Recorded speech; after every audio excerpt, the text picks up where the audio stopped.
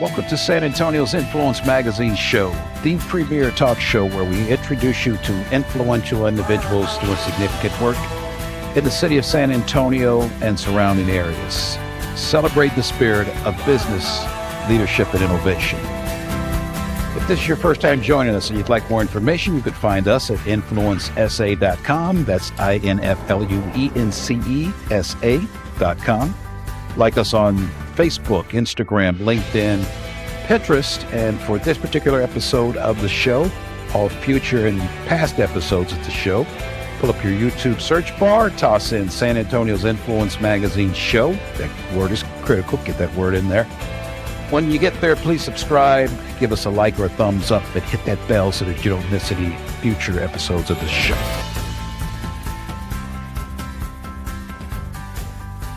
Welcome to the show. Today's guest is a new author in town, Blaise Labbe, and his book, Blessings of Forgiveness, launched in January. We're going to talk to Blaise about his book when we come back.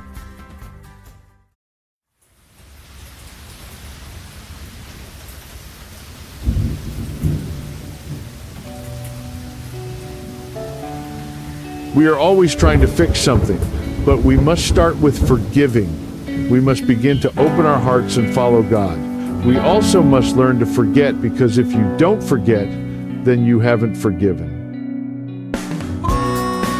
Presented by Cedric Fisher and Company Publishers. What if the path to healing your deepest wounds began with a single, powerful choice? To forgive. In the Blessings of Forgiveness, Blaise Labbe takes us on an extraordinary journey from the struggles of a childhood marked by colorism, racism, and family secrets, to finding hope, redemption, and the courage to heal. Blaise's story is one of resilience, of rising above the pain of a fractured family and systemic prejudice.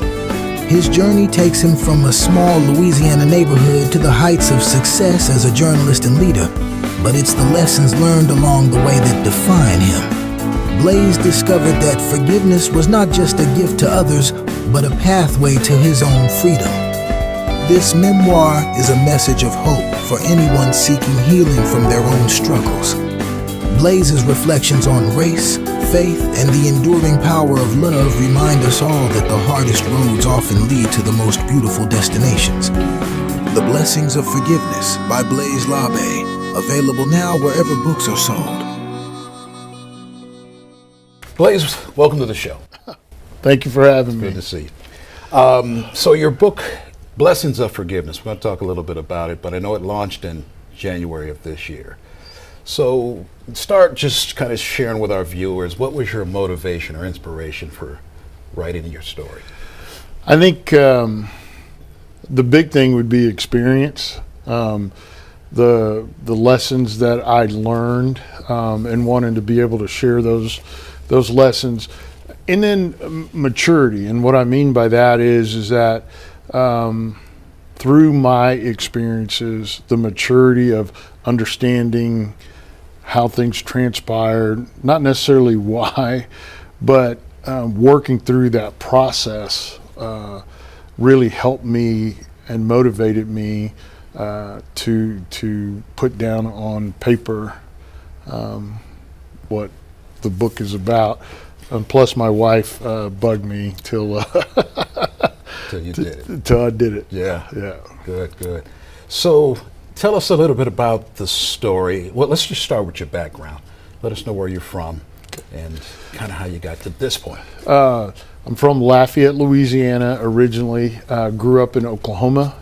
My father was in the service and we moved around, and he decided to retire there in Oklahoma. So I went to junior high school, college there, and started in television there back in 1984 as a studio cam op, and worked my way up in the industry to where now I am a regional news director, and I oversee 12 markets in 5 states.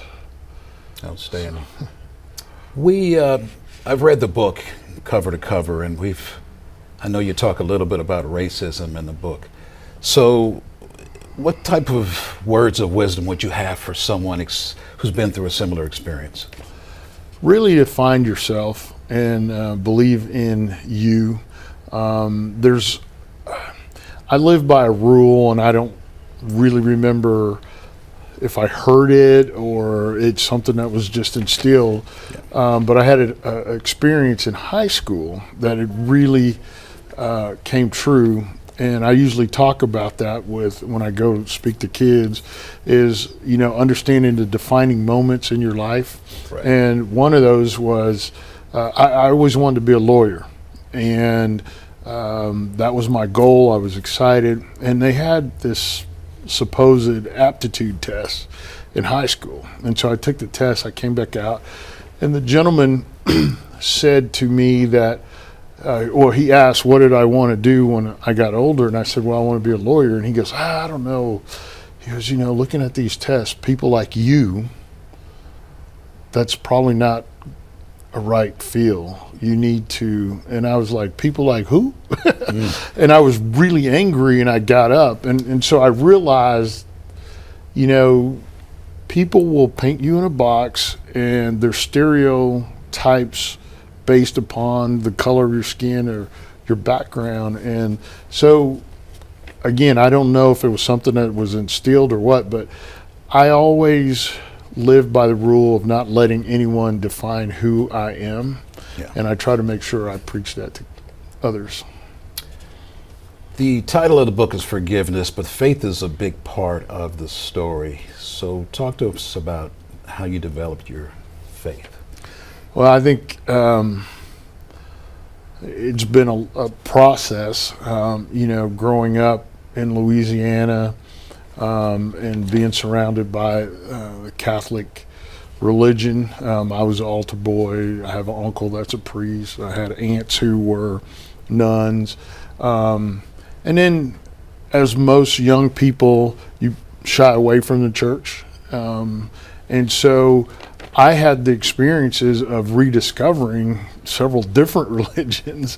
And so down the road, it was just the fact that, something guided me the whole way through, and come to realize that something that I wanted from a physical standpoint, I first found spiritually, and then was blessed physically so. We all struggle with forgiveness. That's a tough one. So what would you say to anyone who may be really having a problem with that word and that action, that activity? What would you say to motivate them about why it's good and what the benefits are? You truly have to understand to forgive is to let go and forget. You can never be truly free unless you let go. So forgiveness is not anything that's easy, but it's taking the time to understand what has happened, why it's happened, and understand in the long run you're going to be okay and you'll be all right. I mean, if you really listen and read your Bible, God is the one that's directing your path. Yeah. So nothing happens haphazardly. This is part of your path, part of your journey. And in the end, that journey is to lead you to see Him.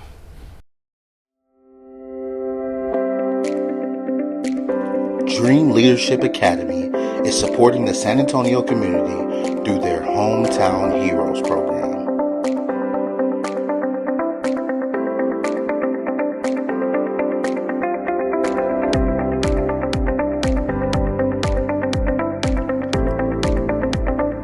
Together with their sponsor DentaQuest, they are providing free care kits, dental supplies, and backpacks while engaging with local families.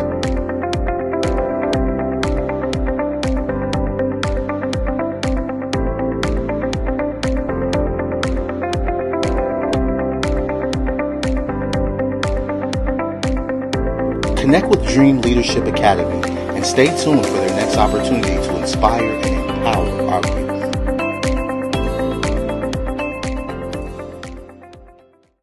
It takes a lot of courage to write a memoir, And oftentimes, because it is a nonfiction, real story, true story, oftentimes folks are still alive that you may be discussing or talking about in the story. Any regrets for writing your memoir, or? No. And I say that quick because, what was written is true. It is probably, hurtful to go back and relive some of those things. It was for me. Yeah. But the reality is as cathartic as it was for me, I'm hearing from a lot of family members who have read the book who feel the same way, that, hey, these things happened, probably shouldn't have, but you know what, in the end, for us, it's worked out to our advantage. Yeah, more favorable responses than... Oh yeah, way more favorable responses than negative responses. Plus, there's cousins that I have not met who have reached out and said, hey, thank you for doing this. It was insightful for them because they've had their own journey within our family and struggles.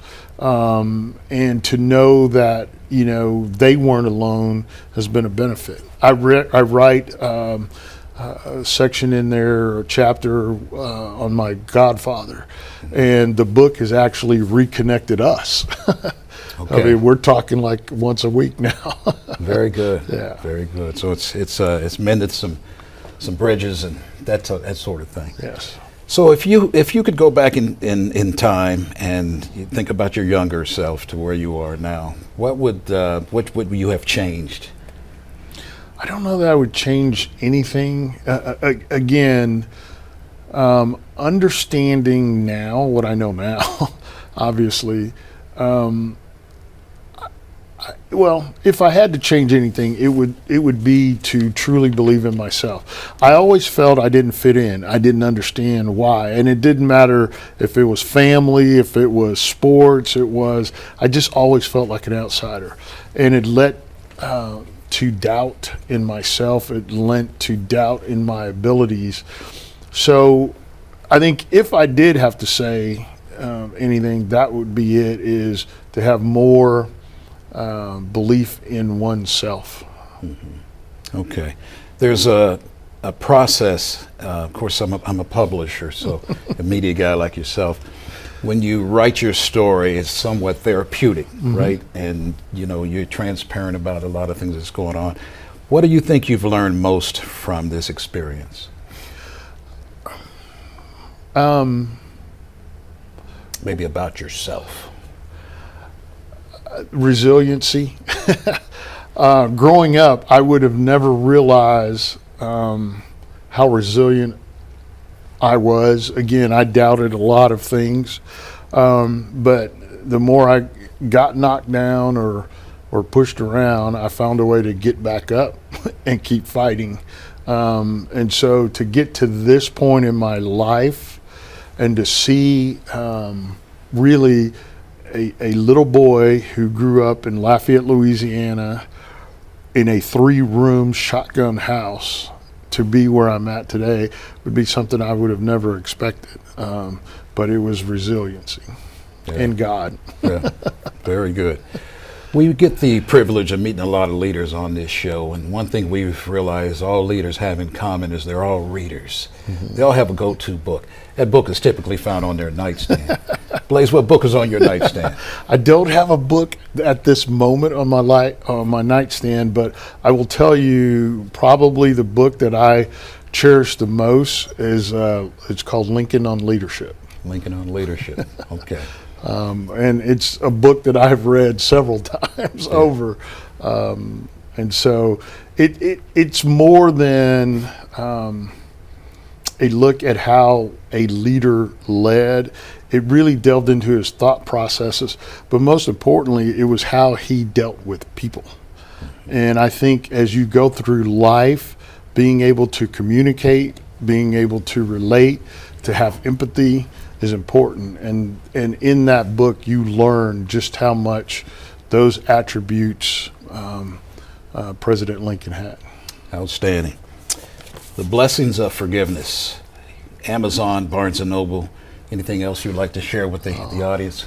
I'd love for you to take the opportunity to read the book. I think for me and most people who have read it, it's been uplifting because it's not about what happened that was negative. It's more about the positive outcome of those negativities that happened in my life. And what I've learned is that for most people, there's something in the book that relates to them. So I hope they have an opportunity to read it. Well said. Blaise, thank you for coming on the show. Again, thanks for having me. See you next time.